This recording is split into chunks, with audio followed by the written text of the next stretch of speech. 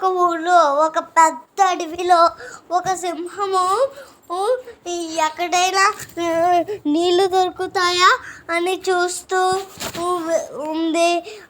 అలా వెళ్తూ ఉంటే సముద్రంలో ఒక డాల్ఫిన్ కనిపించింది. దానికి అది చెప్పింది, ఓ డాల్ఫిన్ రాజా మీరు నాతో స్నేహం చేస్తారా అని చెప్తే అప్పుడు ఆ డాల్ఫిన్ రాజు చెప్పారంట, మరి నువ్వేమో